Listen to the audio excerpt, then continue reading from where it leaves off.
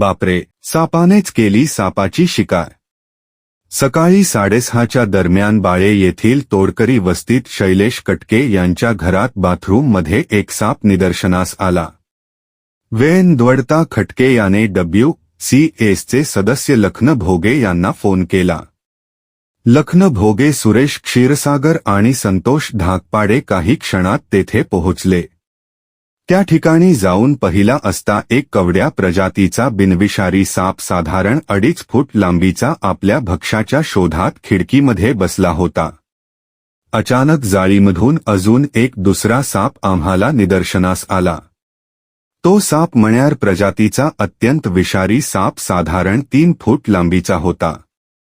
कवडा प्रजातीचा साप हा पालीच्या शोधात खिडकीपर्यंत पोहोचला होता आणि मण्यार साप कवड्या सापाला आपलं भक्ष्य करण्यासाठी खिडकीपर्यंत पोहोचला. कवड्या साप पालीला आपलं भक्ष्य करण्याच्या अगोदरच मण्यार सापाने त्याच्यावर झडप घातली. मण्यार सापाने त्या कवड्या सापाच्या पोटाला कडकडून पकडले. त्या मण्यार सापाची पकड एवढी घट्ट होती की कवड्या सापाला जरा सुद्धा हलता येत नव्हते. हळूहळू तो मण्यार सापा त्या कवड्या सापाच्या तोंडापासून खाण्यास सुरुवात केली. एखादा साप जर आपले भक्ष्य खात असेल तर त्यात व्यत्यय आणणे चुकीची आहे.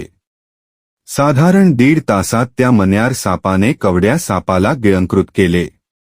WCASच्या सदस्यांना हा दुर्मिळ क्षण आपल्या मोबाईल कॅमेरामध्ये टिपता आला. मण्यार सापाने त्या कवड्या सापाला खाऊन झाल्यानंतर WCASचे सदस्यांनी अलगद असे मोठ्या बरणीमध्ये मण्यार सापाला बंद केले व काही वेळातच त्या सापाला त्याच्या नैसर्गिक अधिवासात मुक्त करण्यात आले. या बचावकार्यात WCASचे लखन भोगे, सुरेश क्षीरसागर, संतोष धाकपाडे यांनी सहकार्य केले. सोलापूर शहरात विषारी मण्यार आणि बिनविषारी कवड्या सर्प हे प्रामुख्याने आढळून येतात. मण्यार सर्पाने अनेक वेळा कवड्या सर्पास भक्ष्य केल्याचे समोर आले आहे. यामुळे कवड्या हा मण्यारचे आवडते खाद्य मानले जाते.